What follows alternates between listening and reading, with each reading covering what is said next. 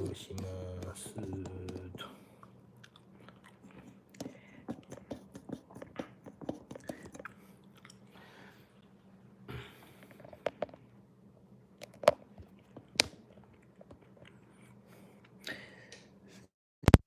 ッティングしますね。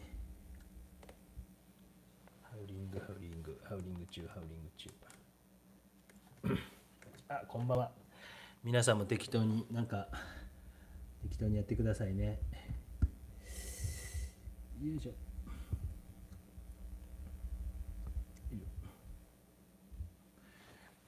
若干近くはなってないか。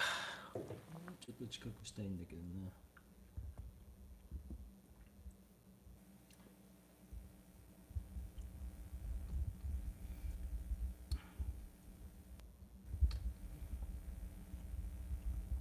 画面を相当ね近くにしたいんですけど、なかなかこれがうまくいかない。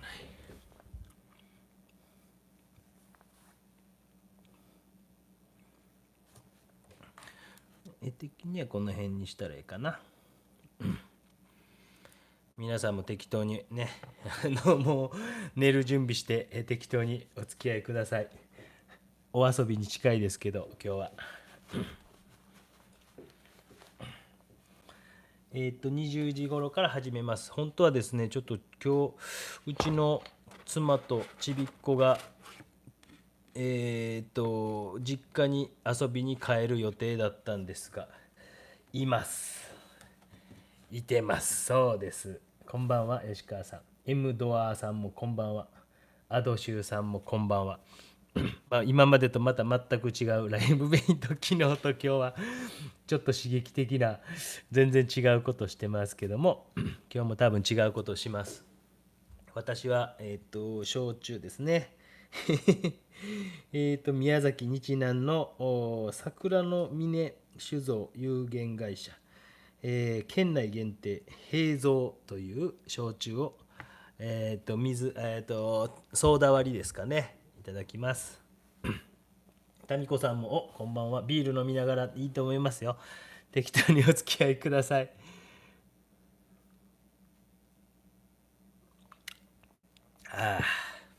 まあロックで飲むと多分グデグデなるので、炭酸水割りにしときます。抑えときます。皆さんこんばんは。稲葉さんもこんばんは。久子湯本さんもこんばんは。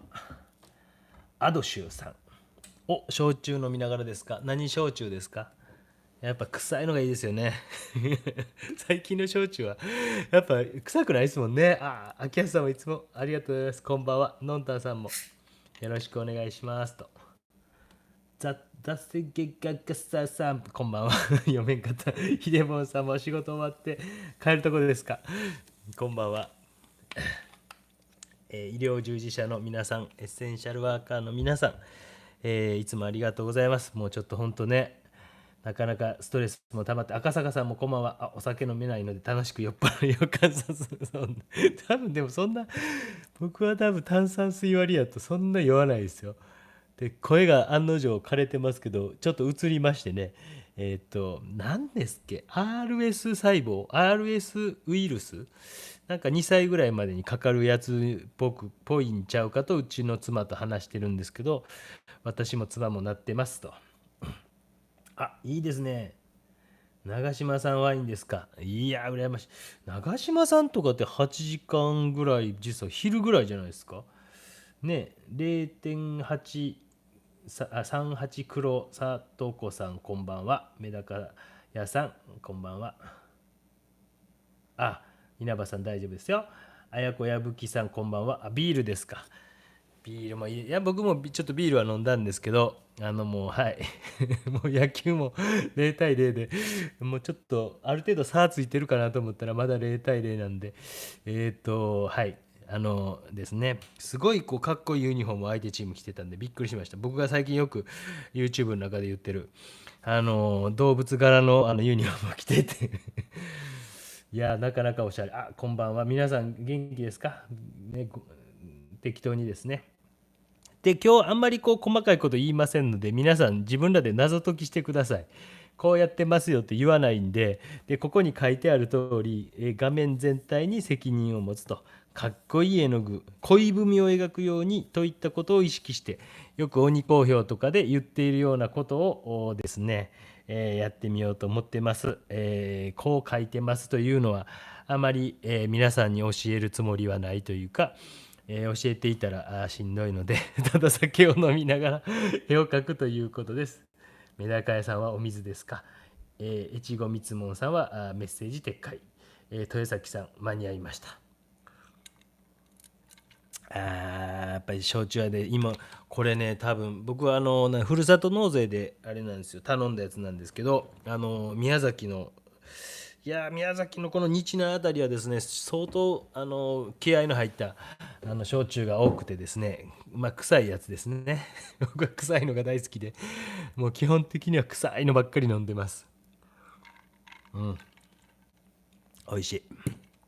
でもちょっと炭酸水をレモンスパークリングにしてしまったばっかりに、ものすごい爽やかな飲み心地で木口さんも楽しみにしてください。まあちょっと酔っ払ってるんでどうなるか、あとうちの下になんかやつがまだいるんで、また言いますけども、本当は今日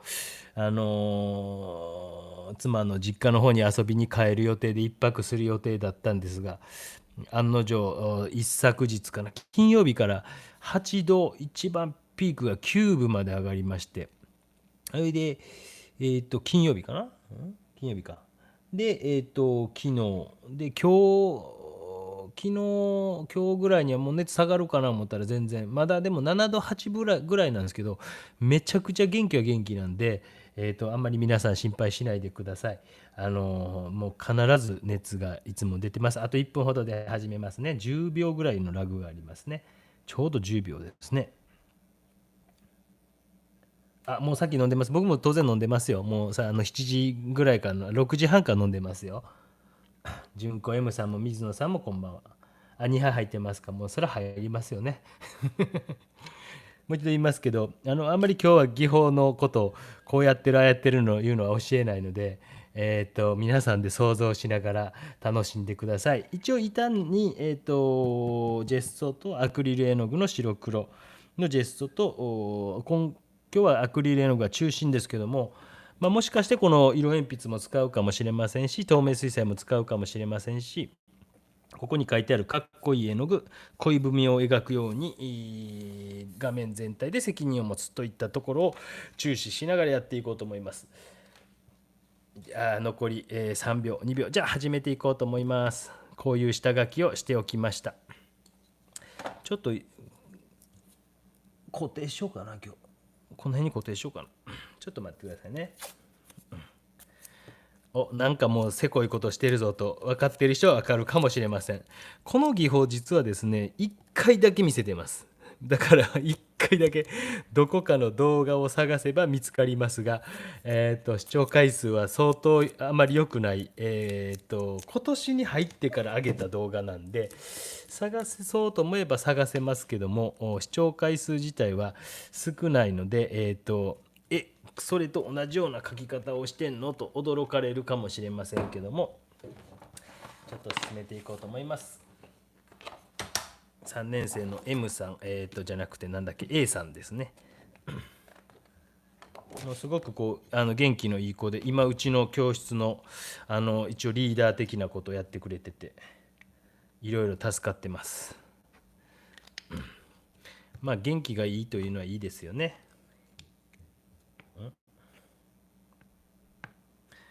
なんか適当に周りは書いておいたんですが、最近行った水族館であるとか、庭のブドウの木とかを適当に書いておきました。てんててんててんててんてんててんててんててん。よいしょ、どうやって進めようかな。ちょっと難しいな。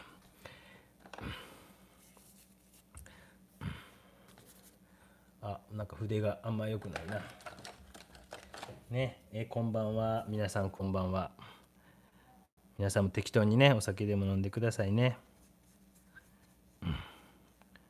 私は、焼酎のあれを飲んでおります。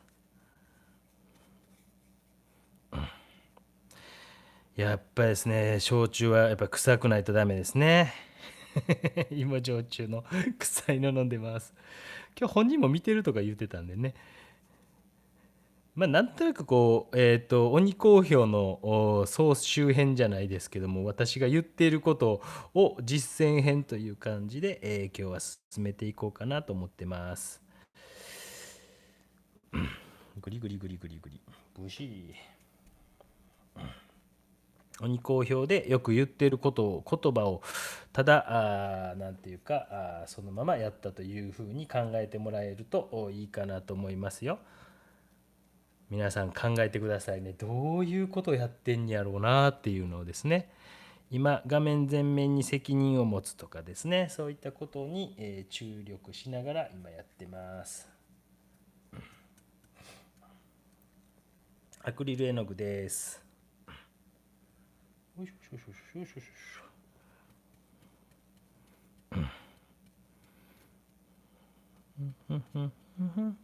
ょ。筆を方角を変えましたね今ね。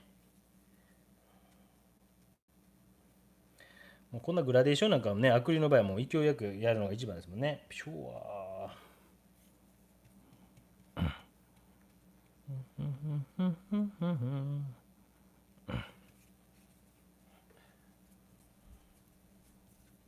まあこんな感じになるかなっていうもちろん想像はしてるんですけど、まあ、思い通りいくかどうかは分かりません。そんなことは酒飲んでるし分かりません。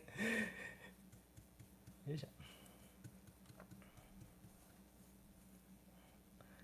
皆さんで考えてくださいね。どないしてんのかなどないしてんのかなっていうのを少し想像しながら見てください今日はね。よいしょ。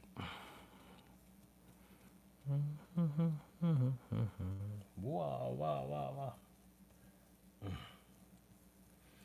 グラデーションを頑張ってつけていこうかなって今思ってます。RS ウイルス、やっぱそうですか。RS ウイルス、やっぱそうかもしれないですね。ガーッと、まあなんか2歳ぐらいまでに必ずなるぐらいのことをインターネット情報には書いてあったと妻が言っていたんで、まあ病院にも先週も熱出たから行った時には、その時は RS ウイルスではなかったんで、一応検査はしてくれたんですけども、まあなると思いますよなんて言われて、流行ってますよなんて言われて、そうっすかとか言って、で金曜日かな、まあでも先週本当に杉の井ホテルというところに行けたんでよかったななんて思ってるんですけど、うわいしょよいしょ。やっぱ流行ってるんですよね。なんか僕もニュースで見ましたもんね。去年流行らんかったっていうかね、あれで流行らんかったからもう今年めっちゃ流行ってるみたいなの僕もニュースで見た気がしますもんね。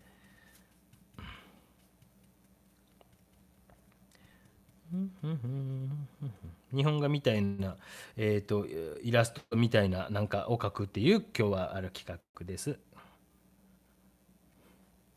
また筆を逆にしました。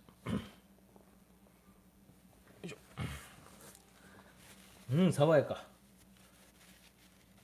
亀の2点でありがとう、伊藤千恵さん。マジですか。最高ですね。ありがとうございます。その実況すごい助かります。僕も iPad とあれをですね、全部使ってありがとうございます。すみません。もう本当にもう亀井選手っていうのはですね、奈良県の出身でですね、ありがとうございます。本当に38歳ですね。頑張ってますね。もう亀井が引退してしまうともう寂しになりますけど、ありがとうございました。もう本当に素敵な情報ですね。顔をどないしようかなっていうのは全然こう決まってなくて自分の中でもどうしようかな、ちょっとブルー系をベースにしてみようかな。すごく助かります。もう本当に今日買ったら2.5ゲーム差かな、1.5ゲーム差かな。まあでも阪神に優勝してほしいとこもあるんですけどね、なんかね。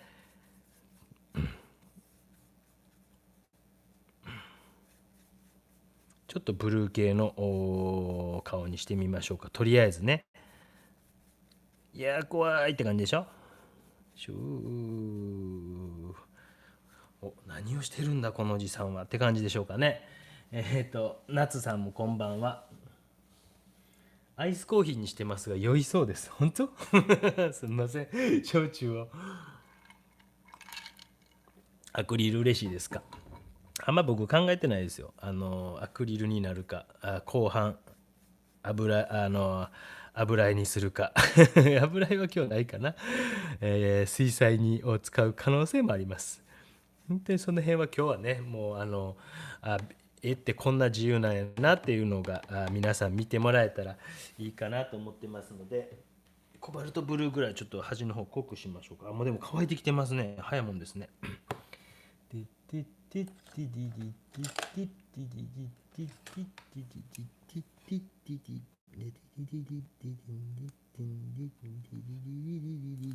あ、なんか出てきた。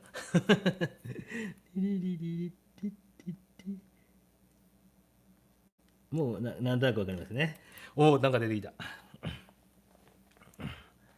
ダラララララララタタ夏さん、浜井さんもこんばんは。いや嬉しいですね。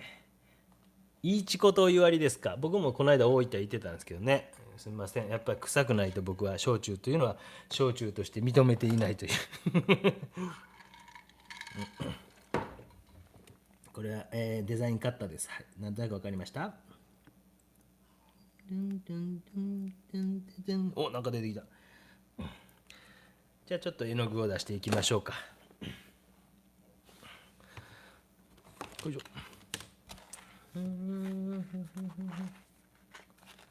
ちょっとねペース早いでしょう。ですね、作画動画がねめっちゃ溜まってるんですよ。だからもう実はですね、9月ぐらいでちょっと休むっていうかわかんないですけど、2人目が9月に生まれるんで、ちょっとペースがガクッと落ちるんですね。落とそうかなと。鬼好評ももしかして一旦お休み、まあどれくらいか分かりませんけどしようかなとちょっと思っていて、まあ、ちびっこが9月に、2人目ですけども予定しているので、まあ、そこにまでになんとなくこれ、まあ、皆さんに対してももちろんあるんですけど、こう学生に対してもやってるんですね。で学生さんがにもこういうふうに絵って実はできるんやでっていうのをお見せしていて、まあそれやったらどうせもね皆さんに見てもっても同じようなことやからと思って見せてるんですけど、でまあ8月いっぱいぐらいでちょっと1回お休みじゃ全然決めてないんですけど今適当に喋ってますけどっていうのもあって、作画動画がものすごく溜まってて、せっかくやったらもう出してしまわんともったいないなと思っているので、すごくペースが今日も昨日今日と出してしまってますけども、まあ土日はなんか出さざるを得ないというような感じになってますよ。まあなんか、勉強に、ね、皆さんなって、で学生さんもなればいいかなと思ってますけどね。すみませんね、僕もねやりすぎかなと思ってるんですけど、でもなんかせざるを得ないというか、作って例えば今日のもモデルを学生がしてくれてるんで、水彩ですけどね、出してあげんとかわいそうじゃないですか。っていうのもあって、もう出さざるを得んなと思って、今日のやつとかは出しました。責任ある色を少し置いてみましょう。すみません。だから多分まあ8月9月ぐらいはちょっとどうしてもちびっこのですね、恐竜セカンドのために時間を費やしたいと僕も思ってますので、ですね、まあ、鬼公平はもしかして続けるか、ちょっと一時休みますと言うかもしれませんけど、やめるというわけではないので、まだ全然決めてないですけどね。そんな感じです。だからこういうライブペイントもそんな感じなんですよ。まあ、鬼好評がどうしても毎日上がってますもんね。今週、50何枚あったんで、ちょっとお怒りなんで、今週気をつけてくださいね。もう、めちゃくちゃ複数枚メール送ってくる方多かったんですよ、今週。なんでっていうぐらい多くて、もうなかなか計算が立たなかったんですね、今週はね。だからちょっと今週の鬼好評は前半特に起こってますので気をつけてくださいね。友達やと思ってる人が何人かいるっぽいんですよね。あ、すみません、間違えましたとかって言ってですね、もう間違えてたらもうそのままでええのにと思ってですね、やっぱね、なんか仲良くなれそうな雰囲気があるんでしょうね。そこが僕のええとこか悪いとこか知りませんけど。という感じで、ブルーベースにちょっと、このグレーに対して青を塗って、今3層目塗りましたよね。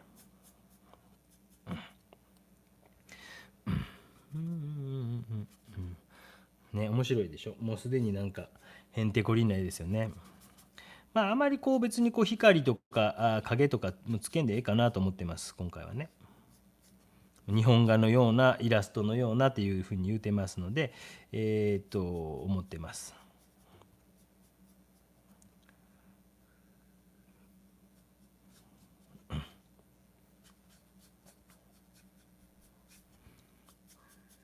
作画動画がまだ多分778本あって、じゃあお前自分の古典とかの絵描いてんのかって言われるそうですけど、実は描いてるんですよ。描いてるんですよ。100何号ですかね。描いてますよ。もう本当に。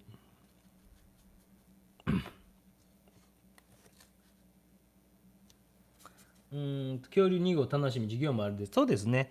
育休はね取らない予定です。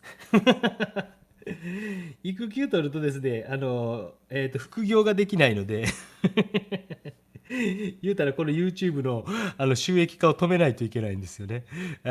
そうなるとせっかくねやったらもったいないんで、育休は一応ですね育休実は1匹目の時は取ってるんですけど、で、どっかでも言うてるんですけど、育休取ったら結局なんか冬休みに授業やれっていう意味不明な、土日にやれとかっていう指令が出て、結局なんか土日ね1匹目の時は大変な思いして、土日は生後3ヶ月ぐらいの見やなあかんという羽目になってしまったんで、おかしなこっちゃなと思ってですね、今回は多分取らない予定なんですけども、取りたいの本音なんですけどね。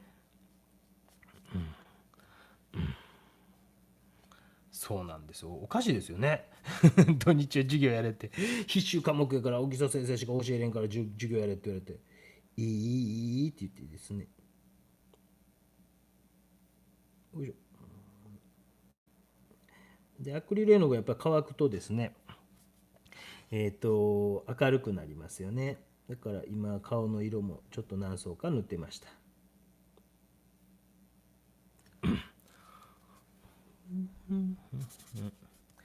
えーっと、すごく大胆ですね。涼花安部さん、大胆ですね。ペース早すぎる。アクリル絵の具と油絵の具、なじみますか？油は多分使わないと今日思いますけどね。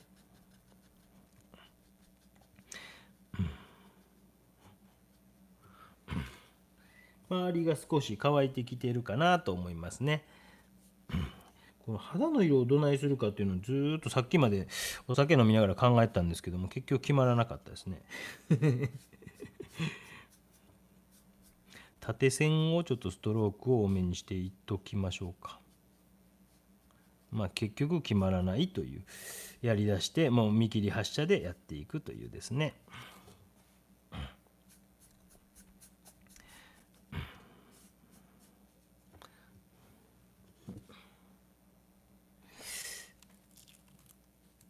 よいしょ。あああああわかりましたね。もう一回だけ実はこの方法見せてるんですよ。探し出してください。そしてコメント欄には書かずに、その人だけのこれでやってたなっていうのを楽しんでください。実はやってます。視聴回数は少ないですがやってます。ずるいやろって言われるかもしれませんがね、いいんですよ。この方法実はやってるんですよ。ピッピッピッピッ。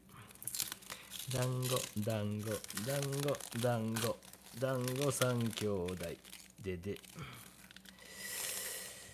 なんか出てきましたね。兄貴になれんのかななるんでしょうけどね。さっきからもうチューチューばっか食っておりますよ。体調悪いくせにもう冷凍庫に手が届きおるんですよね。どないしたもんかねって2人で言うてましたけどね。どうないですかね、ペリペリペリ。ね、潔がいいでしょ。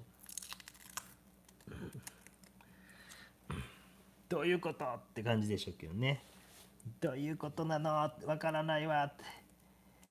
まあ硬くなるんですけども、今回は硬いぐらいの絵でええかなと思ってます。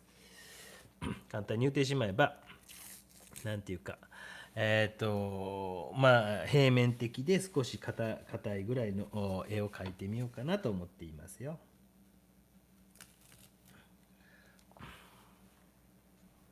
なんか出てきましたね。ね、勉強タイムに入らせていただきます。ペリペリが気持ちいい。浜井さん、私もアクリルの乾きを遅くしたくてリキティックスパレットウェッティングスプレー、こういうのをピューッとやるんですか。パレットウェッティングやから。すごいですね。そんなんあるんですね。もう全然知らないです。僕は多分あんまりアクリルを中心には書いていないので、パレットウェッティングスプレーなるものは必要ないというか使わないというかですね。ちょっとこう例えば今洋服の柄を少し描いていこうかなと思っている時に、このブルー系なんですけども、ちょっとこうわざとこう透明水彩のようににじましながらとかですね、書いていったらどうなるかってでってでってでってでってパレットウェッティングスプレー、素晴らしいな。そういうのあるんですね。秋安さんありがとうございます。昨日とかもね、皆さんとか雨とか大丈夫ですか、本当に。よいしょ。若干九州の人間は慣れてしまっているので怖いですよね。また雨やぐらいの感じになってしまいますけどね。なかなかああいうゲリラ豪雨的な線状降水帯っていうのを味わったことない人からすると驚くかもしれませんもんね。魔術。魔術ですか。責任を持つっていうことで、ベタ塗りに近いようなグラデーション一つをするにしても、これぐらい潔くやってあげたらいいですよっていうお話をしたかったわけですね。で例えば今ここの洋服のとこなんかは本当はこう立体感出して陰影出してとかって、いうことを言いますけども、例えば目指していく方向がわざと平面的に描いてあげようと思うんやったら、そこの中で、美しい自分なりの美しい絵の具とかを置いていってあげたら、今こうやってにじましながら描いていってますね。そしたらある程度の段階というかで、完成度というのが一回出てくるはずなんですね。でそういうのを今日はとにかく見せたかったということですね。なんかこうにじみとかぼかしとかっていうのをせっかくやったら使ってみて、これジェストの白ですね、ちょっと遊んでみて、やってみるのもありですよっていうことですね。この辺が乾いたら取れるはず。もうちょっとですね。この辺はなんとなくこうにじみぼかし系を使ってみましたよとか、髪の毛かて、この学生さんはなかなか素敵な僕が大好きな阪神タイガースのようなこう黄色い髪の毛をこの辺にしてはったんですけども、そのまま描く必要なくて、例えば何本かだけ金髪っぽくしてみようかなとかね。僕が大好きな愛してやまない阪神タイガースの阪神ファンと巨人ファン喧嘩したみたいですね。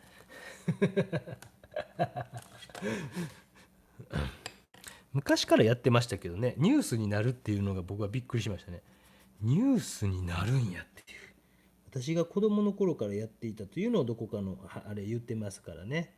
ぜひ見てください。例えば一個一個色面作ってあげても面白いかもしれないですよね。髪の毛の中で色面を作ってあげるとかですね。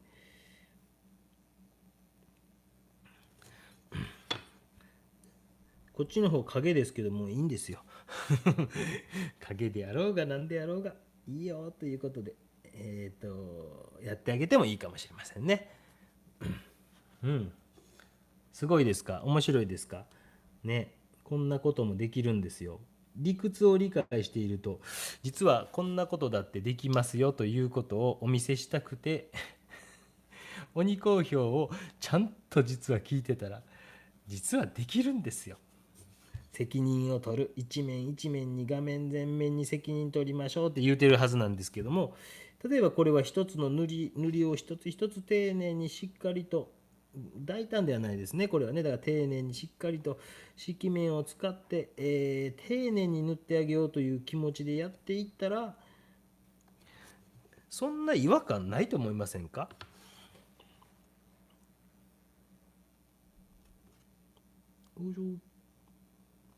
まさか焼酎、水割りでビール1杯と焼酎を2杯目というように見えないようなこの雰囲気ないですかね。赤い髪の毛があってもいいじゃないか。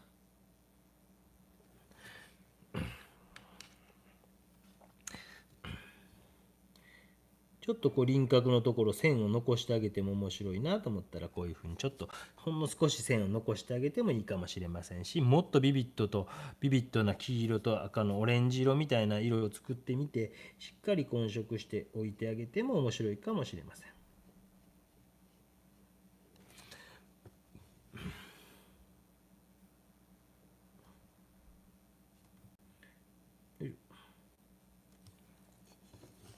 日本画みたいなイラストみたいなデザインみたいななんやらっていう感じに見えてきました。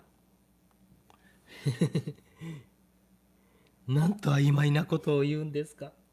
わからないです。何を言っているか先生って感じでしょ。ね、わからなくて結構ですよ。言うと。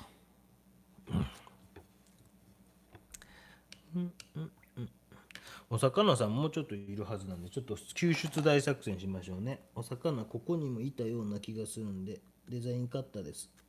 救出。はい。もう1、2匹おった気がするんですけどね。救出。おい。出てきましたね。可愛らしいお魚さんがね。まだなんか細い線がこの辺に残ってますね。こことここか。大きいのは取れますけどね。細かいのはやっぱ完全に乾いてから取りたいですよね。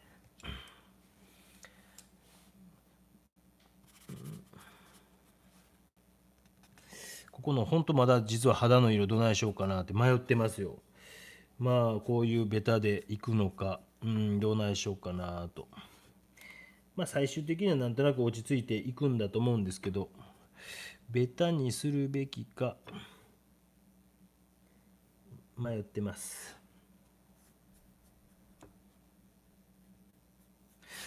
亀井の、そうですね、阪神ファンよく飛び込みますよね。水が好き、うちのちびも水好きなんですけどね。僕のなんか知ってるですね、奈良出身の、えっ、と、関西弁が、今最近忘れてしまった、王くんのお兄さんの、お兄さんがおられるんですけども、あの人、1994年かなんかに新庄さんが活躍した時に2位になったんですよね。縦縞のですねストライプの球団ですけどもね。でその時に私の友人の王君っているんですけども、そのお兄さんどうも飛び込んだという噂をもう聞いたことはあるんですけどね、本当かどうか真贋はちょっと確かめれなかったんですが、本当ですかね。その弟の顔も見てみたいんですけどね、どんな顔してはるんですかね、分かりませんけどね。本当ですかね。まあこの下準備のいいこといいことって感じでしょ。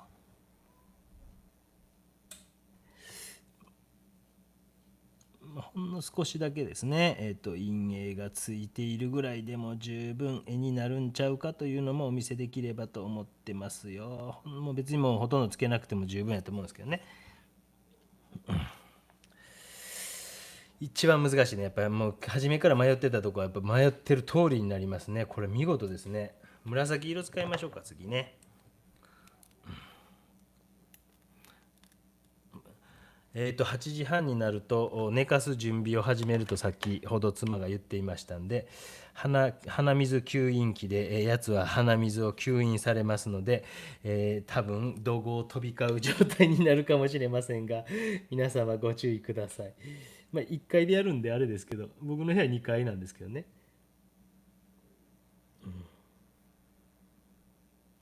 まあ、これはある方の親子が、素敵な100回記念の時のに勝負あやめを書いてくれたんで、今回書こうかなと思いました。素敵な親子がのお嬢さんが書いてくれた私のなんかですね。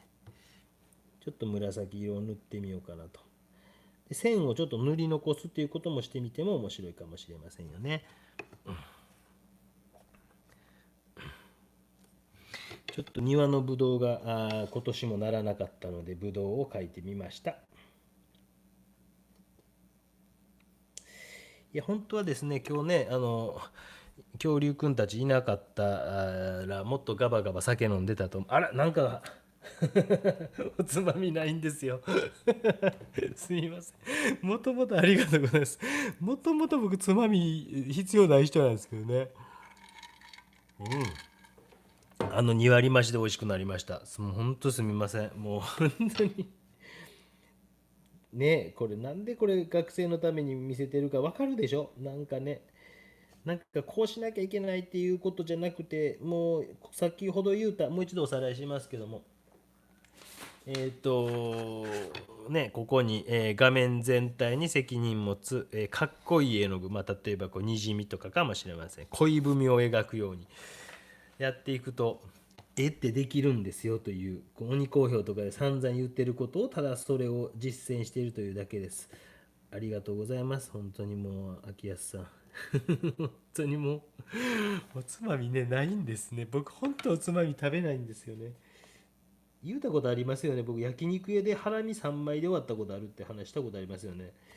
学生さんと、焼肉屋行って、先生食べますかっていうか、いや、もうええわ、ちょっと。でも先生3枚しか食べてませんよ。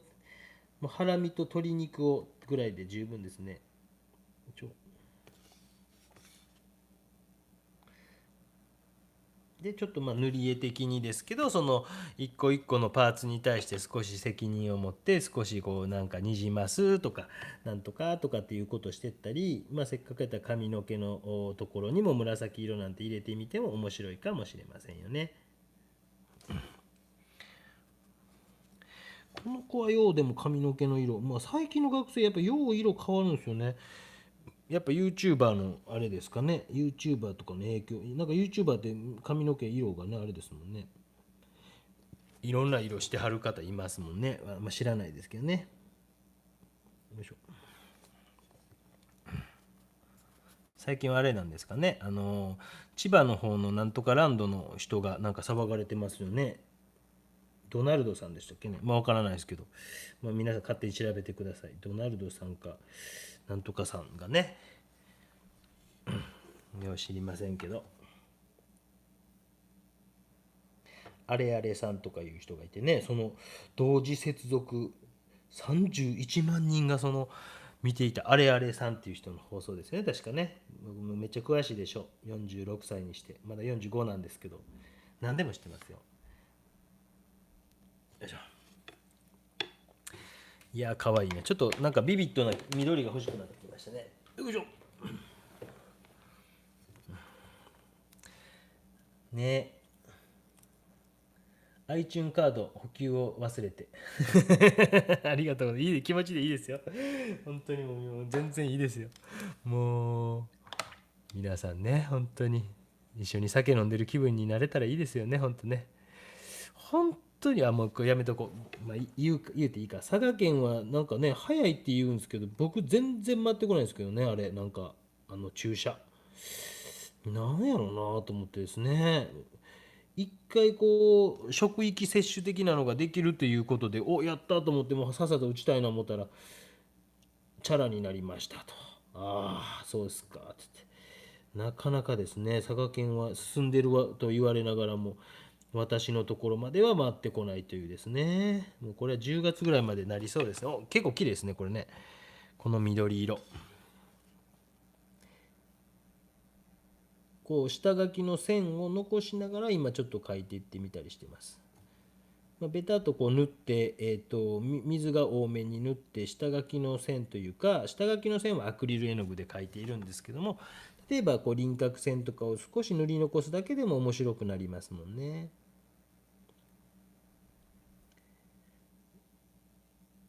よいしょ。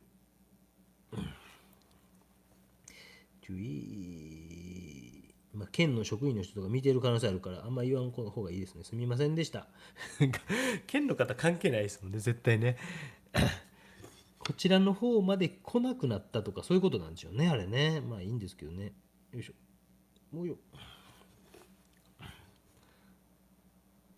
なんか四国の人がこう先生に来てもらうにはとか言ってて、本当全然遠慮なく行きたいんですけどね、やっぱまずワクチン打たんと動けんすもんね。こうね、ビューと。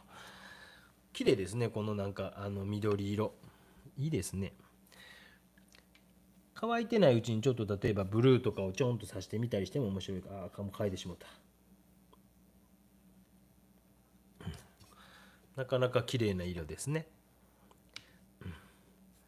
団子さん、なんか三右衛門さんもすみません、もうありがとう、もうねえ、申し訳ない本当に。これでね、いつか近いうちにちびっこをプールに連れて行ってあげたいんで、なんか川崎さんももう皆さん酒飲んでるせいでしょ、やめといた方がいいですよ。後で奥さんに怒られますよ。気をつけてくださいね。僕知らんすからね。何してんのよって、これ何グーグルに何払ってんのよって後で怒られて僕知りませんからね。すみません、もうお気持ちだけでもう十分ですので、もうありがとうございます。もうね、可愛らしくなってきました。だいぶ救出できてきましたね。すみません。なんか責任を持つっていうことを少し覚えていくと、なんか絵が描けるような気分に。僕のとこの頃本当庭にブドウの木とあるんですけどね、来年あたりはなんかうまいことちょっとまた作戦を練らんといかんのですけどね。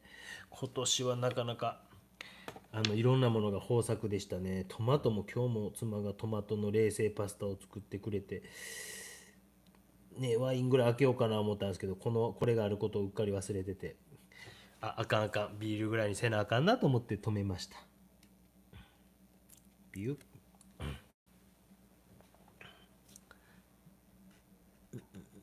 ね、この辺も取れてきましたね。本当にベタ塗り一つだけでもだいぶこう印象変わるというかですね。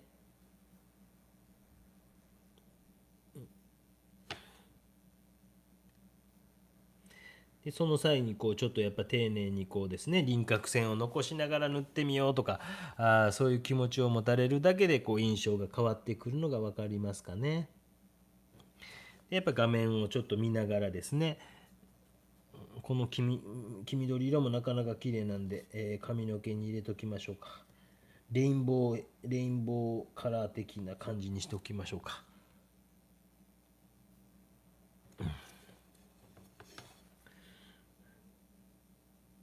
よいしょ。グレーの下地にですね、今35分経過しました。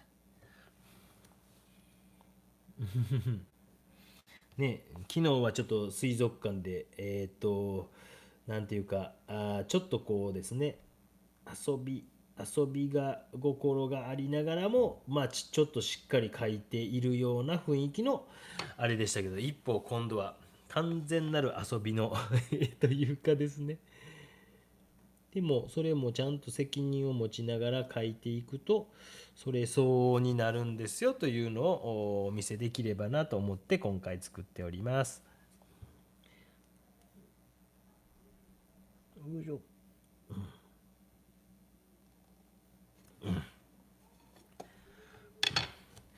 いしょ。なんか入ってますよ。もうすみません。もう矢吹さんも何も出てこないですよ。もう本当にあの皆さん僕の単にこうストレス発散のために付き合わせてしまって飲み屋に行けないという本当ストレスの発散をライブペイントでしているというだけなんですけども、すみません、もう本当に本当に飲み屋が大好きで、友達は誰ですかと聞かれたら飲み屋ですっていう答える焼き鳥屋ですと、焼き鳥大成です、焼き鳥おさむですと答えているような、今の本当に実在する店ですので、調べたらありますよ。というような答えるような人なので、いやー、さすがにこの1年半ぐらいね、行けてないというストレスがですね、いやー、なんとか行きたいですけどね。すみません。本当にお気持ちも、ありがとうございます。楽しんでもらえたら。いやー、ありがとうございます。本当また、でも、さっきも言いましたけども、まあ、鬼好評とかも、やめるというわけじゃないですけどね、多分読めないのでですね、できんのかなと。できんのかな。鬼好評はなんとかやりたいんですけどね、まあ、作画動画がすごく余ってるというかですね、本当にもっと見せたいものがあったり、作りたいものもあったりとか、取れへん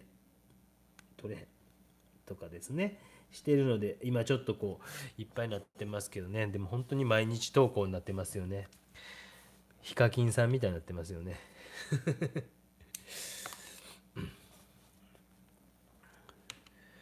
ちょっとなんかこうまだ乾いてないですね。もうちょっと塗っていきましょうかね。なんかこう鮮やかなブルーが欲しくなりましたね。お魚さ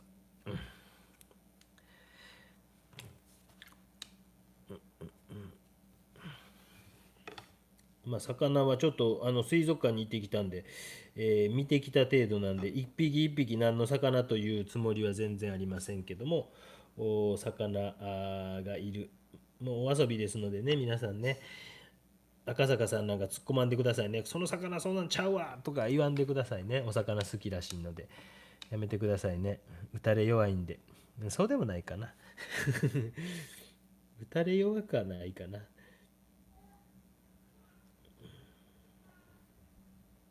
いしょ。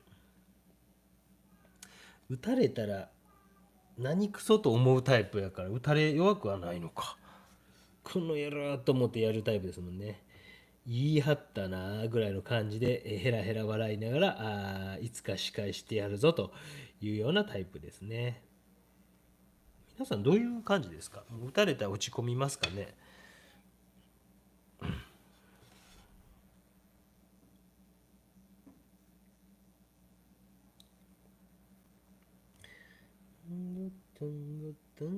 やっぱ白も入ってくるとやっぱいいですね。画面の中でぐっと引き締まってきますね。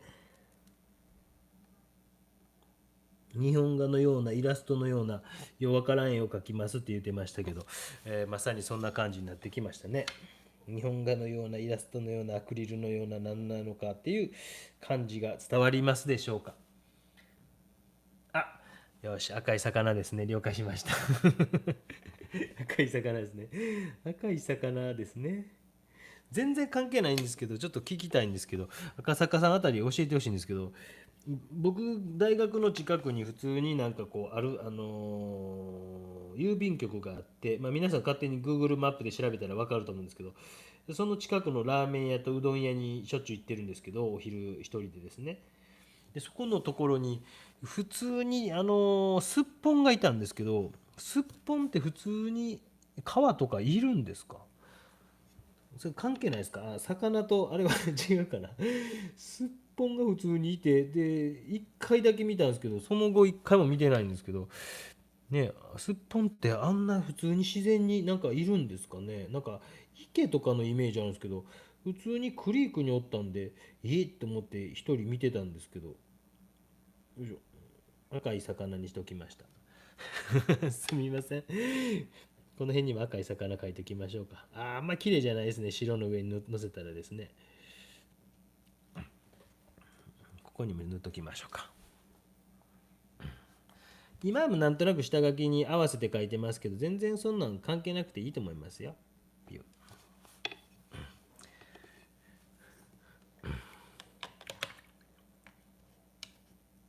聞こえます下で。でまだやってないと思いますよ。なんかもっとすごい声します。うぎゃーふざけんなどーんとか言いますからね。俺の鼻水とんなーふざけんなーって言いますけどね。今日はまだやってないんちゃうかな、あれな。なんか買ってきたんですよ、医療者用みたいなやつをですね。鼻水ジュルジュル、夜中本当起きたらもう鼻水でですね寝ないんですよね。多分ね、あれをされた、子育てされたことある方は分かると思うんですけど、そうなるともう2人で戦争が始まるというですね、まあ、僕はちょっと昨日寝てしまったんであんま言えないですけど、よいしょ。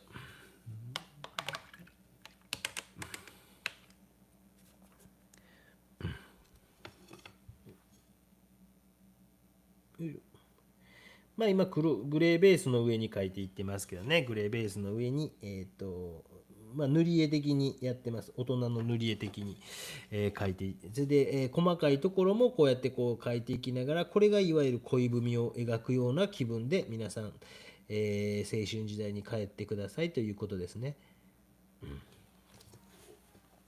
なんか寂しいですね。なんか寂しいね。なんか寂しいんで、なんかしましょうね。それは今この寂しさはなんかこう計算外なんで、ちょっとグレーベースがやっぱ強かったのか。現在42分経過ですね。よ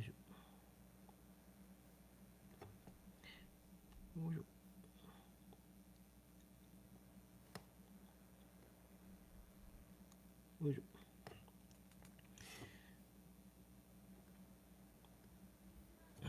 うん。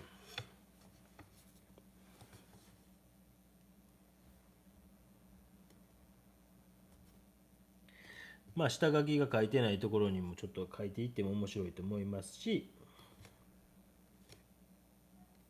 ちょっとこう下書きのところだけに書いていくとなると寂しい気がしたんで、今ちょっとこう増やしながら調整を始めています。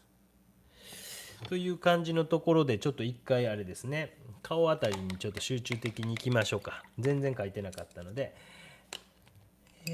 どの筆が今日良かったかな。これが調子良さそうやったかな。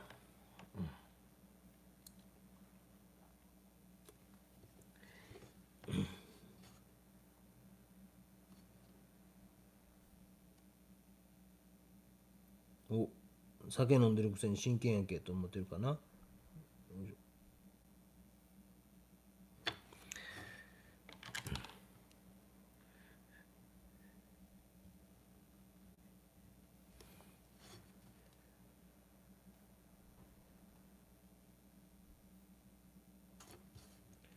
お、なんかこれ汚れてますね。ついちゃったのね。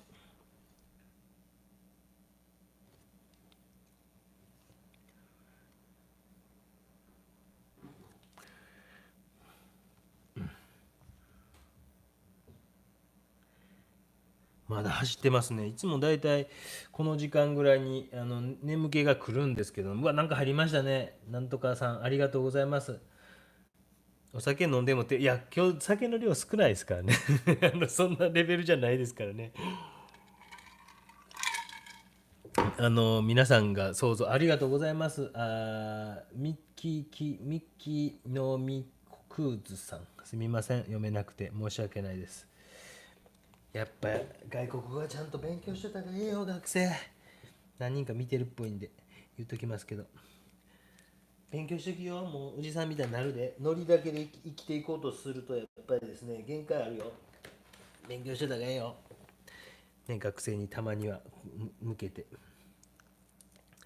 よいしょ。紅を描いておきましょうか。どのぐらいの色がいいですかね。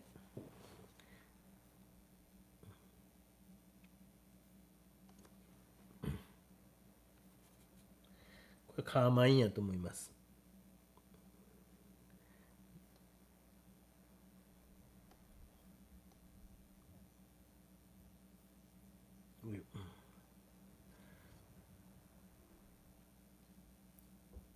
おお、真剣やな。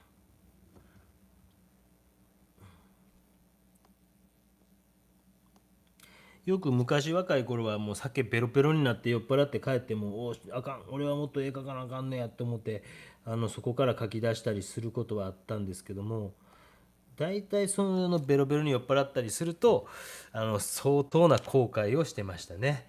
やめとけよかったっていうのですね。だから皆さんもあんま真似しない方がいいですよ。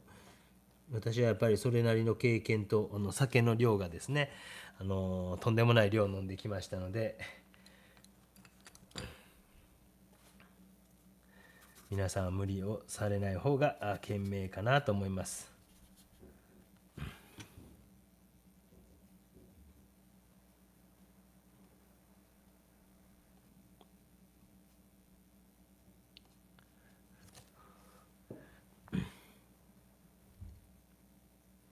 ちょっとこう黄色緑っぽい色を今塗ってますね。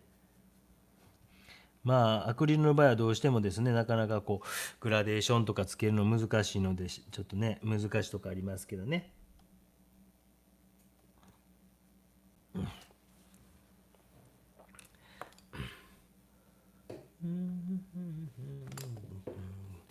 なんとか黒を出したいですね。あ、可愛らしい絵になってきましたね。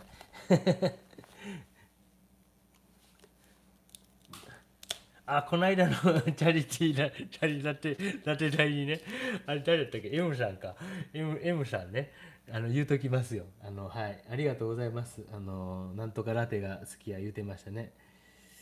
今の子、なんかね、YouTube とか皆さん見て育ってるというか、今も見てるからですね、この辺は恋文を書くように。これは黒ですね。グレーぐらいでもいいかもしれないですね。グレーぐらいにしましょうか。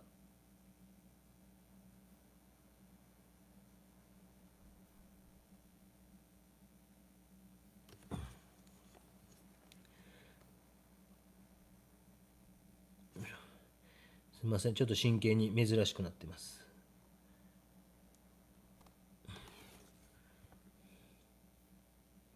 おっさんの髪、頭映ってないですね。よしよし。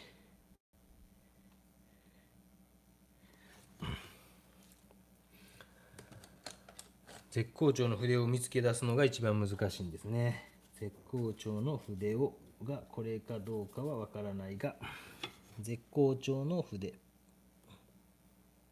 この辺は本当恋文を描くようにですね。恋文を。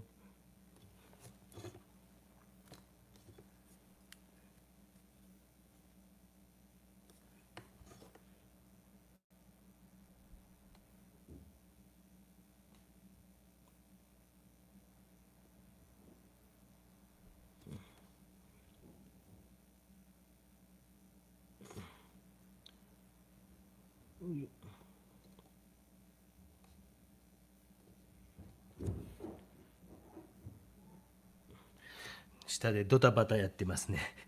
ドタバタドタバタ聞こえますね。大暴れ男くんが大暴れしてますね。まだ寝る気配がゼロみたいですね。この辺りは美しい線で、例えば描いてあげたりすると、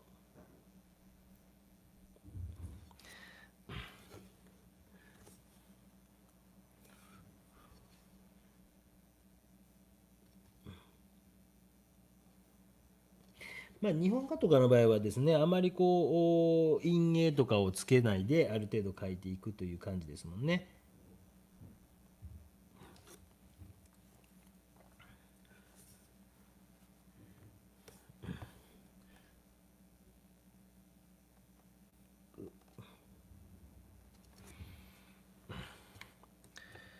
いやちょっと楽しなってきた。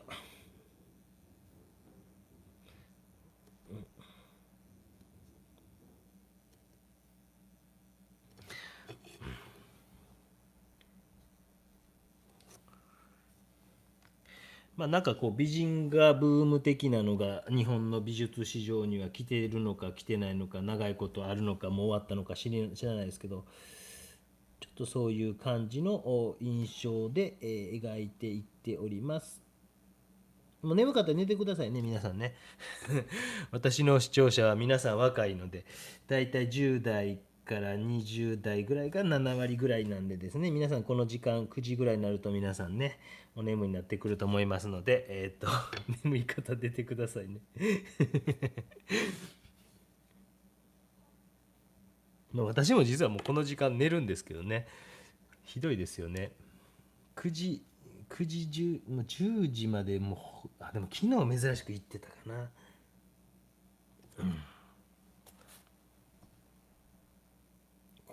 この辺がちょっと油床が出ましたね。ダメですね。この辺は油床が出ましたね。陰影を出そうとしてしまったんですね。これはダメだな、油床が出たな。ぐっと我慢せんないかんかったですね。これができひんからダメなんですね、僕はね。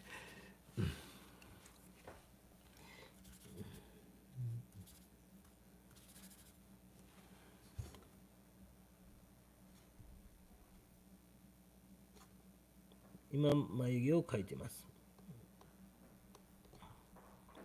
まつげを描いてます。うちの恐竜はどうもね、まつげは長いんですよね。なんかね。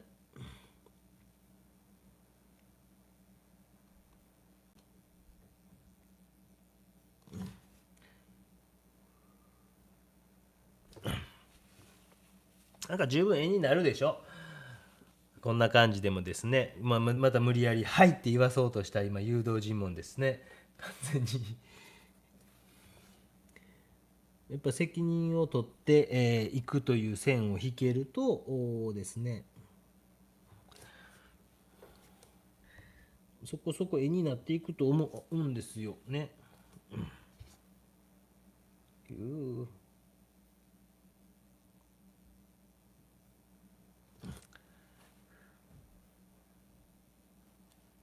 若い女性がなんとかになっていく理由ですか。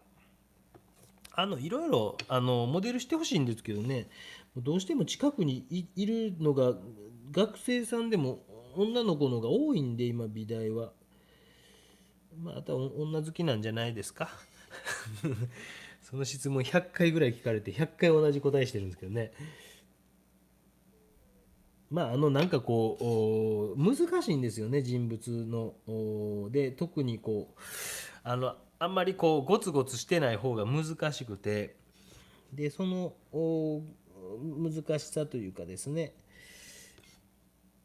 男性の方がどっちかというとゴツゴツ書けるので難しくないといえば難しくないのでっていうので選んでるのかもしれません。本当になんか1ミリぐらい違っただけで印象がガラッと変わってしまうのが女性の方がっていうのもありますし、僕は結構こうメメントモリというのがテーマにあって、いつか人は死ぬんやでということを絵の中に入れるんですが、それの対象として相反するですね、若い人がっていうのを絵の中に差し込むことが多いのかもしれません。多分その辺も結構言ってるんですよね、これね、今までもね。よいしょよいしょ。まあブドウをちょっと書いてみようかなと。ちょっといきなりこう背景に行き過ぎてる感があるので、そこのつなぎみたいな仕事がもう少しできていった方が多分いいんやろうなって今やりながら思ってます。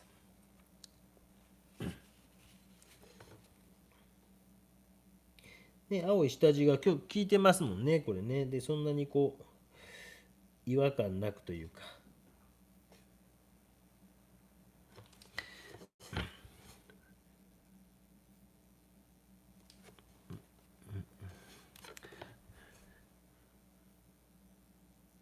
まあ、一個一個今塗り絵のような感じなんですけど、例えば下地の線とかを塗り残しながらとかですね、でそういうふうにちょっと責任を取るというかですね、していくとすごく複雑にもなってきますし、後からこう描く線じゃなくて塗り残した線というのを生かしていくということもできますし、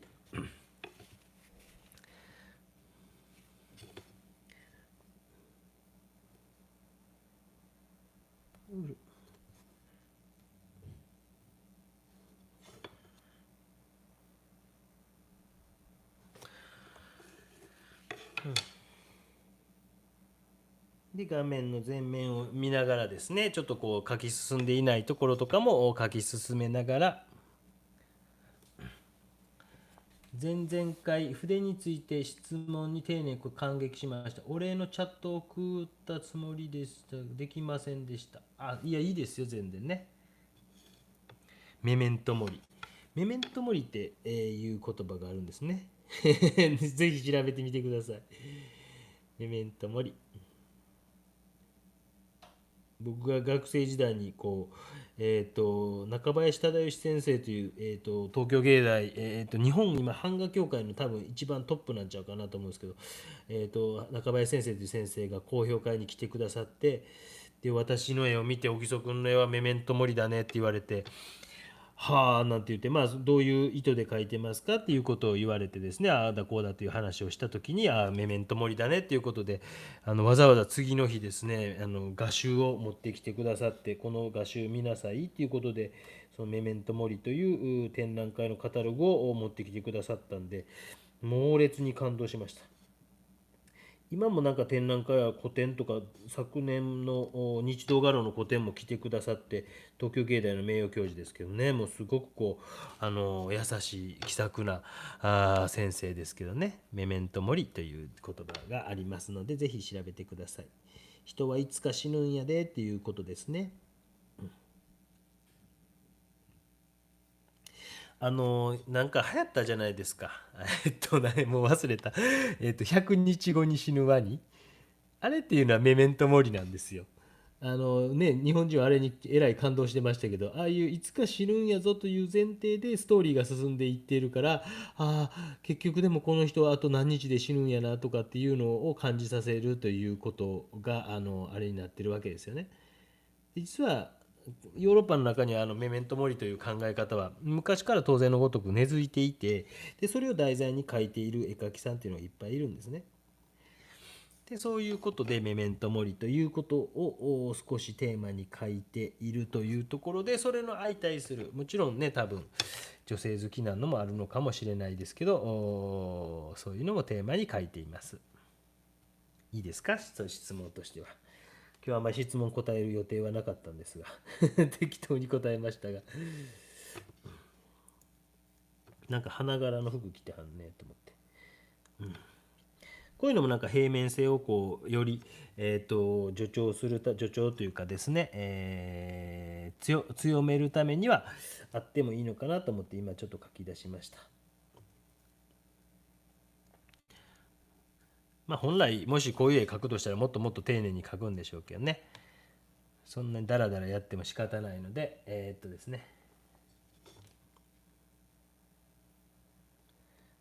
老人逆に相対する80オーバーの老人とかもよく書くというか、頼まれたら肖像画とかを描きますよ。だから多分そういうのも多分まだこれからぜひ私の動画を見ていくとそういう話もどこかでしていると思いますので、見てみてくださいね。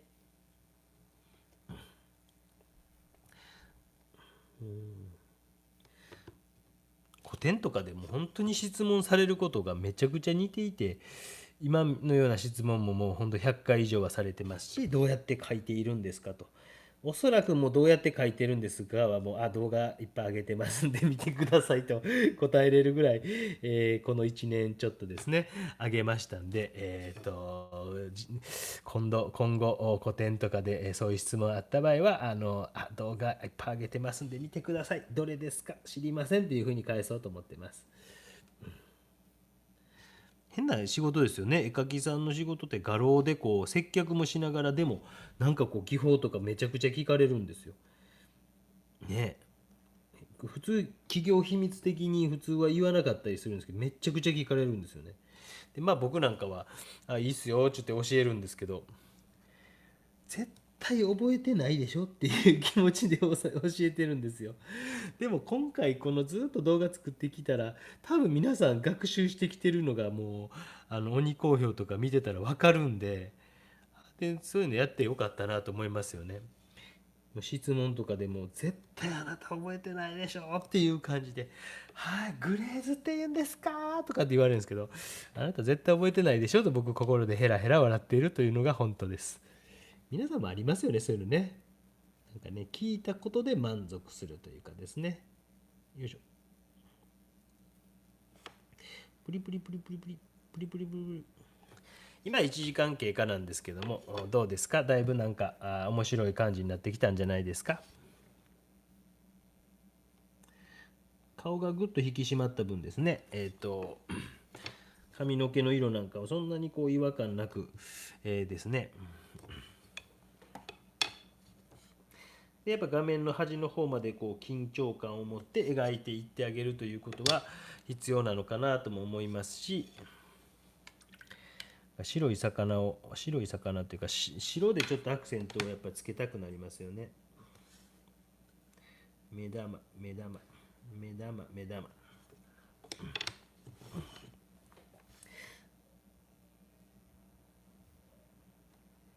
あ、聞こえますか？今多分やってます。ああ、ギャーと聞こえました。残念でした。ね。今やられてます。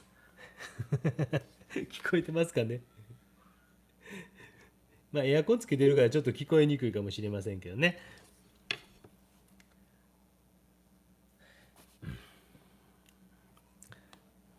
質問に答えるつもりはないが、ライブで私にとって神回ですか？ね、もうこんだけこんな皆さんに言っていることの一番究極的にやっていると思うんですよね。本当に好評で言ってることを体現、いや今日ポロッと見たらなんかある人が背景の先生ベタ塗りはダメって言ったじゃないですかみたいなことをメールでいただいたんですけど、僕多分言ってないはずなんですよね。でベタ塗りはダメと言ってるわけじゃなくて、おそらくうちのお袋でも塗れるような塗りをしちゃダメというふうに多分答えてるはずなんですよ。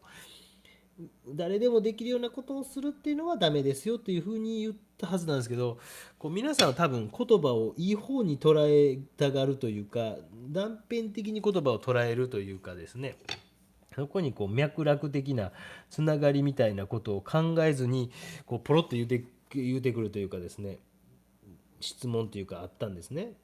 でそういうことは俺言ってないはずやのになっていうのもあって、今回ちょっともうこれは、こういう絵を描いて、まあ、ベタ塗りじゃないけどもグラデーションをきれいにしておいたら、持ちますよと、多分そんな話はしてるはずなんですけども、分かりますかね、何言ってるか。だから多分分かる人に分かると思うんですよね。僕だから答えは言ってないはずで、ああもあっていいこうもあっていいということを多分言っていたと思うんやけど、でも切り取り方によってはそういうふうにこうベタ塗りはダメというのが、うちのお袋でもできるようなことはしちゃダメ、うちのお袋はベタ塗りはできる、ベタ塗りはしちゃダメというふうに考えたのかなと思ったりしますね。どうしたんですか？神回コラッケなんとかなんとかちょっとわからないですね。すみません。面白いですか？まあこのぐらいの密度が全面に広がっていくといいですよね、今見てるとね。なんとかある程度まで持っていきたいですね。この辺のところとかに、このやっぱジェッソの白のこのベタ塗り感というのの強さというのは生かしてあげてもいいかもしれないですね。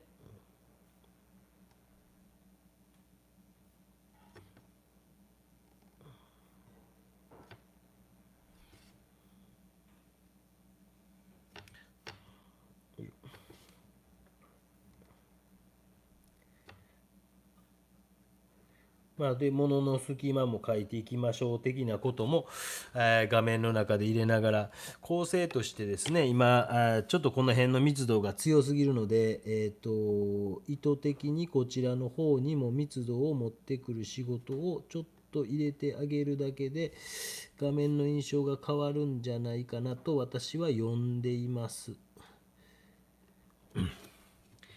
グッグッとなってきて、じゃあ今度こちらの方にも少し密度がある仕事をグッと入れてあげると、まあ途中段階でもですね、画面の構成を考えてですね、グッグ今白でアクセントをつけていってる作業をしてますね。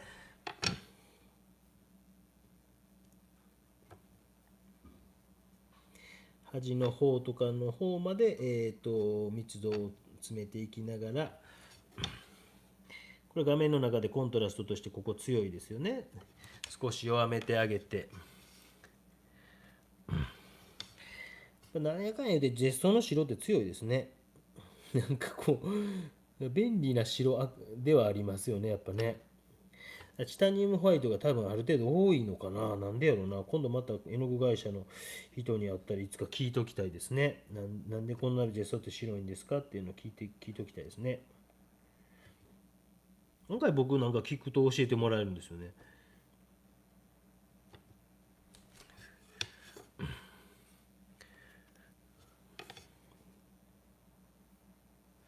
この辺になんかこうね、ピッピッピと。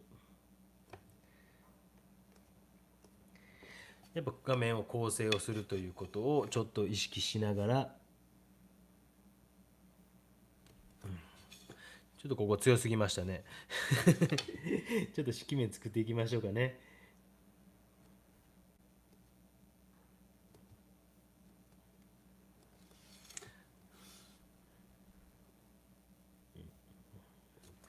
よいしょ。はいはいはい。ブルーにパステル的な緑が綺麗です。ね、なんか面白いでしょ。でもなんとなくここのところ強くしてるのなんか面白いでしょ。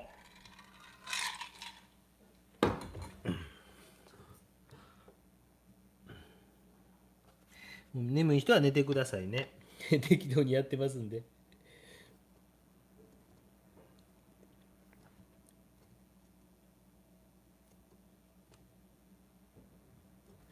マスキングをしてしまうとやっぱりどうしても強くなりすぎるところあるので、そのあたりのですね、この辺になんか産後的なのがあるという過程にしておきましょうか。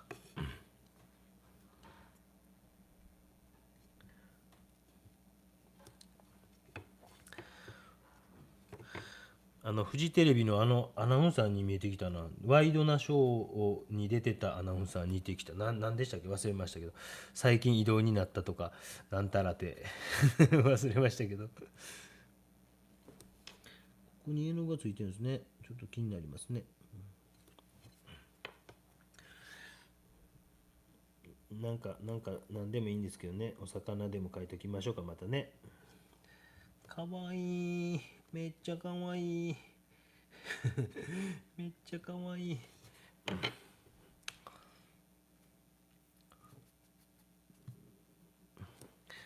黄色系のなんか魚がいてもいいですね。めっちゃかわいい。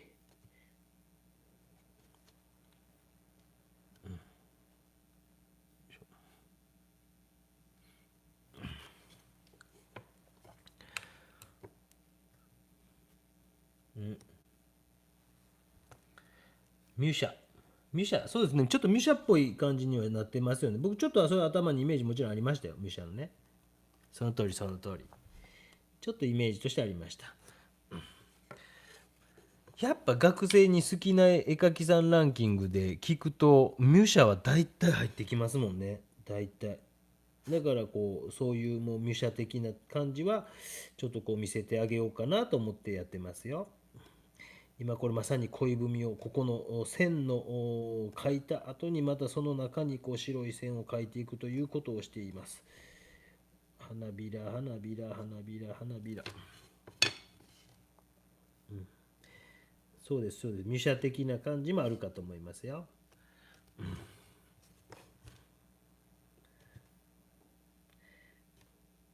まあある程度なんかエンドレスにできそうな気配がありますよね。その隠蔽力すごいですね。僕もちょっとびっくりしてます今。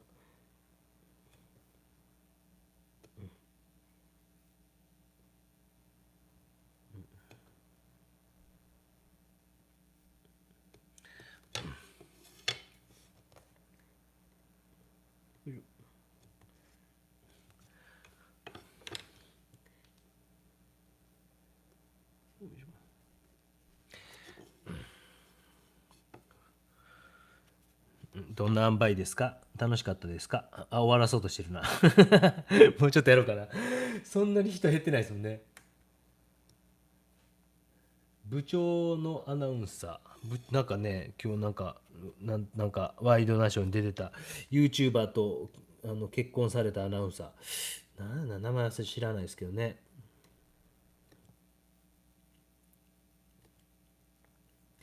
よいしょ。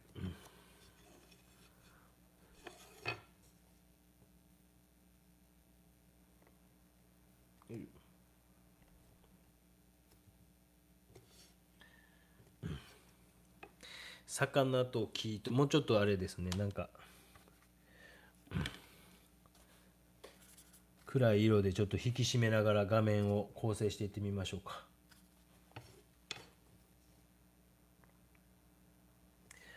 ちょっと細すぎるけど。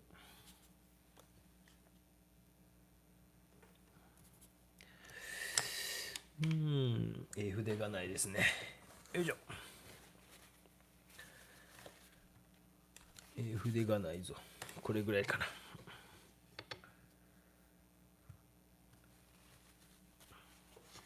ビュー。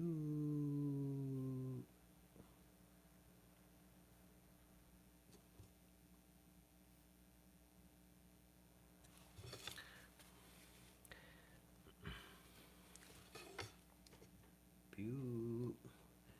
ちょっと画面の中で、画面を引き締める意味でも少し、先ほどは白でちょっとやってったんですけど、ちょっとこう黒に近いような色、まあこれ黒ですけど、で、少し引き締めるような効果を持てないかなと思って今いくつかポイントを自分の中で決めて、画面の中で、ちょっと面的な黒を今画面の中でつけていってます。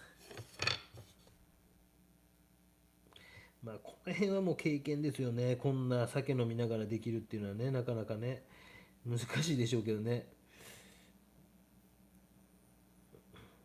どうしてもこう下の方とか上の方とか寂しかったりしたんで、まあ、どういうふうに打開しようかなっていうのを今ところで巨人勝ったんですかね。亀井のヒットまでは聞いたんですけどね。今日試合早かったからぼちぼち終わってるかな。少しもう一回こう引き締めるような色を置きながら書き進んでってもなんかうまいこといかんな思った時にちょっとこう画面を見てみてこう冷静になってですね、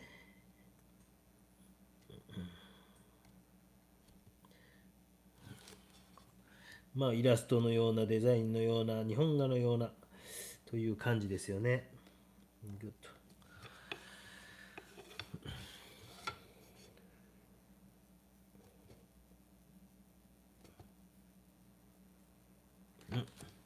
わあ、稲葉さんすみません。ありがとうございます。もういつもすみません。大丈夫ですか？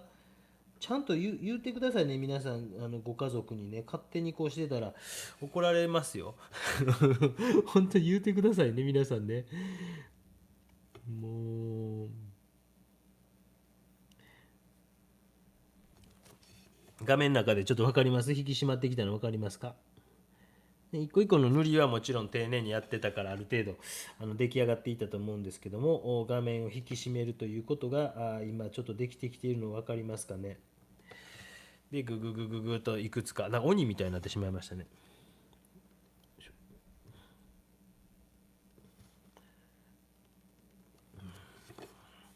ちょっとミシャ的な感じがあります。女性に人気ありますよね。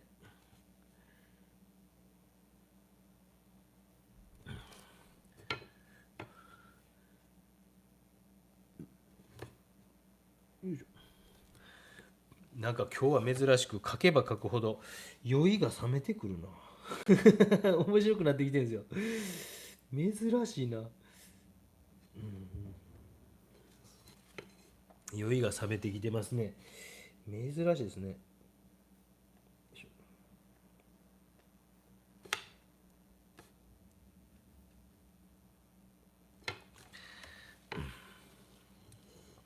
うん。ピヨピヨピヨピヨ目ん玉だ目ん玉だ。よ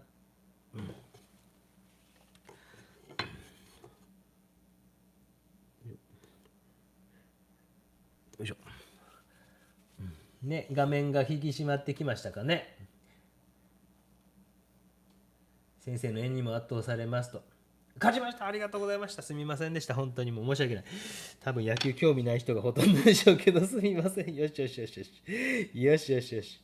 ほら見たことか。よしよしよし。ありがとうございました。もう本当に皆さんすみません。私のあれを巻き込んでしまって。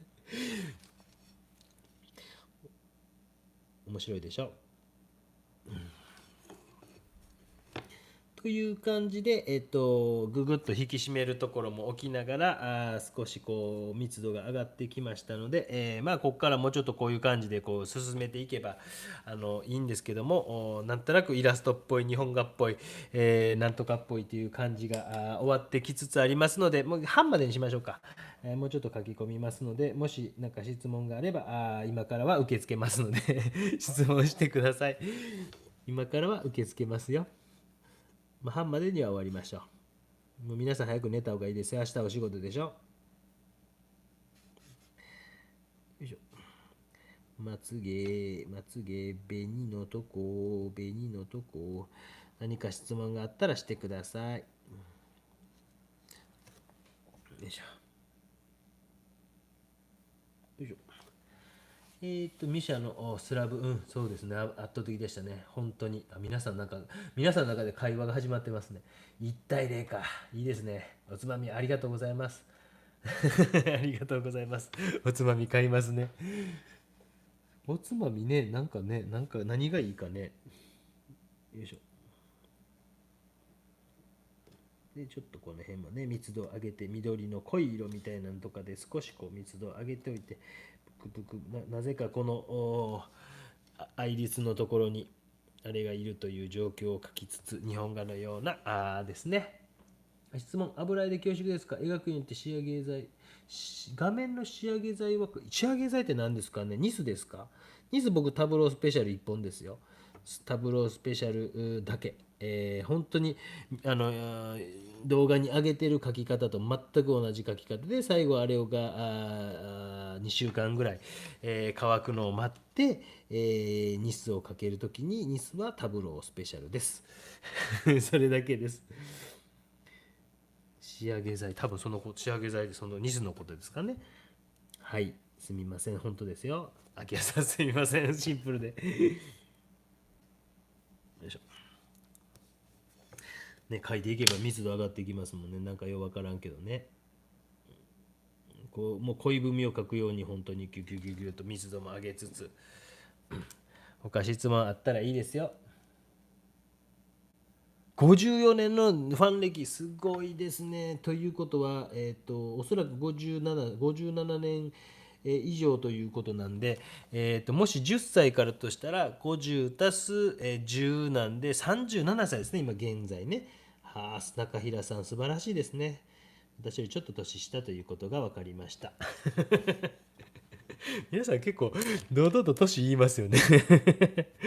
僕は鬼好評で一応名前は言ってないからですね。でもなんか一人だけだいぶ近い名前のですね、電気会社の社長さんとなんとかっていう人の名前を言いますけどね。大丈夫ですか皆さん？年齢まで言われていいんですか？女性が。私知りません。僕はデリカシーがないっていうことでよく学生時代デリーって呼ばれてましたけどね。デリカシーがない、品がないということでですね。デリー・オギソと呼ばれてましたね。よいしょ。よいしょ。なかなかチャーミングな絵ができましたね。わあ、ウィーさん、ありがとう。読め今回のメディウムなし、水だけですよ。メディウムなしの水だけですよ。今回はですね。はい、水だけです。難しいことをしてたのは初めの頃に何かをしていましたけども、ヒントは先ほど一番初めのところというのところのヒントは皆さんはちゃんと聞いといてくださいね。長崎。はい。どこか探してください。それで、1回だけお見せしてるはずです。長崎。一番初めのところ、何かペリペリやっていたのは何でしょうか？長崎。わかりましたかね？わかる人にはわかるでしょうね。今なんか隙間を埋めたり埋めなかったりしながら、複雑にしながらなんかこうやってってますね。ちょっとこの辺が淡白すぎますもんね。あと質問があればあと9分で終わります。酔いが冷めてる。そう、ほんと冷めてるんですよね。すみません、飲みますね。酔い冷めたら面白ないでしょ。もう普通のおっさんでしょ。何にも面白ないもんね。冷静に書いてるからなんかいい絵になってきましたもんね。いやー、ほんとね、もういつも学生と夏前には、よし、じゃあ前期終わりで飲み会しようとかね、やってたんですけど、1年半できてないですもんね。もう学生にも悪いですよね。よし、バーベキューやとかね、年末なんかはもう、佐賀で大きな玉屋というスーパーじゃなくて、なんていうんですか、デパートメント的なところがあって、1万円あげてですね、学生にこう、刺身の盛り合わせを頼んできてくれっちゅって、1万円分の刺身の盛り合わせとかですね、いいんですよ。すんごいの作ってくれますもんね。とかですね、鹿島の方にあるですね、牡蠣が美味しいんですね。鹿島っていうとこがあってですね、肥前鹿島っていうんですけど、そこでこうドカドカドカって買ってきたりするとですね、もうド派手な牡蠣パーティーができるんですよ。基本的にはほぼ生牡蠣に近くても美味しいけども、やっぱ何かあったらあかんっていうので、酒蒸しにしますね。酒蒸しにして食べるのがまた美味しいんですよ。いいでしょう。そういうことができていないこのストレス。それをずっとライブペイントで喋りながらやるというこうね、皆さんすみません、お付き合いさせてしまって。まあ、学生たちだけじゃないですもんね。一緒に教員同士でもね、お酒飲む機会って今なかなかできないですもんね。からですね。すみません、もう本当付き合っていただいてありがとうございます。一つ質問ですね。人物がは本人かその知人くらいしか需要がないように、本人か人物画を描く思いはどこにありますか？自分はまだ、いや、それがそうでもないですよ。本人以外の需要ありますよ、全然。正直僕昔デビューした時は生物画でデビューして、どっちかというと2000年頃ぐらいというのは風景画がこうなんていうか、2000年からデパートメントでは2000年2000何年ぐらいは風景画の人みたいな感じになってた時もあって、今なんかこう美術業界的にはこう美人画ブーム的なのと写実画ブーム的なのがあって、でまあこれ美術の窓さんとか北紀美術館さんとかね、僕もちろん知ってますからお話とかしますけど、やっぱ北紀美術館さんができてから写実絵画ブームになるものとか、それをこう美術の窓さん月刊美術さんとかが年に1回しかやってないそうなんですけども、特集をして、で年に1回やるその特集号がめちゃくちゃ売れるそうなんですよ、本が。あ、そうなんすかっていつも言うてるんですけど、っていうのがあって、まあ、人物画の写実画美人画ブーム的なのがあって、まあ、私みたいにめちゃくちゃ数書く人間はね、そんなに売れっ子さんでもないんですけども、やっぱ一部のすごい売れっ子さんがいますもんね。1年に何枚ぐらいしか描けないという、私みたいにもただ絵を描きたいというだけの病気の人間とは違うような人がいてという感じで、案外ですね、人物画っていうのは需要あるように思いますけどね。いい感じになりましたね、なんかね。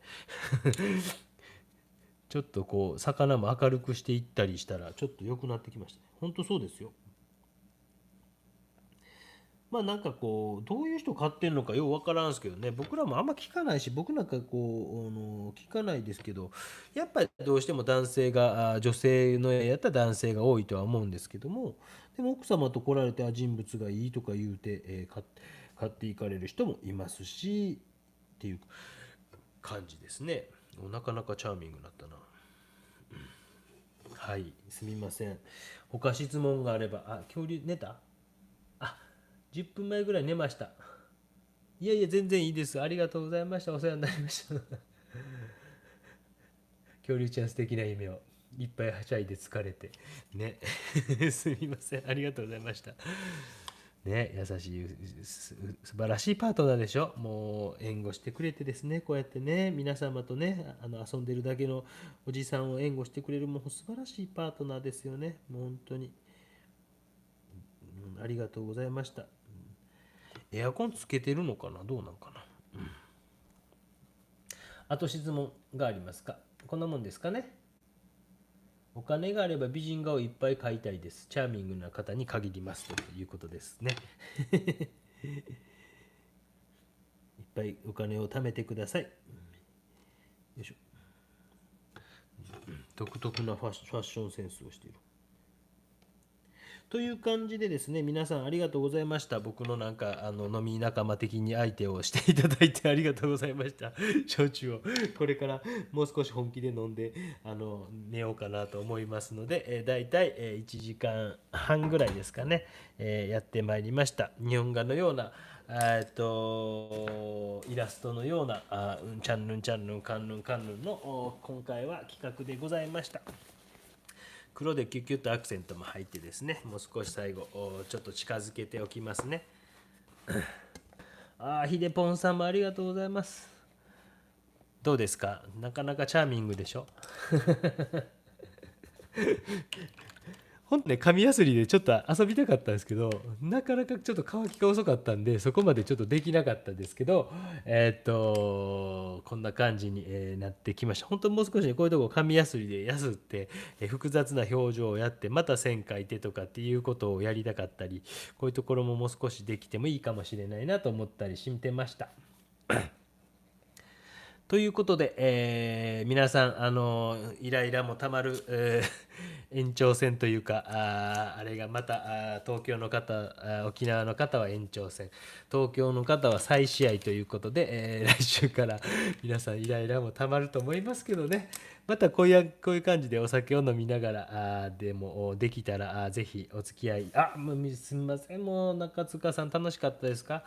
なんか今日皆さんにおごってもらってる気分ですよ。飲み屋ですみません。ありがとうございました。こんな感じの絵も描けますよということで、今回もう一回最後ね、あと1分30秒、もう一回確認です。今日は画面全体に責任を持って、かっこいい絵の具を使って恋文を描くようにといったことを意識して描いたら、こんなものができましたということでございました。楽しかったです。ありがとう。ファン同士の交流も非常に良かったですね。ありがとうございました。皆さん、はい、さっさと寝てください。頑張ってくださいね、仕事ね。おやすみなさい。お疲れ様でした。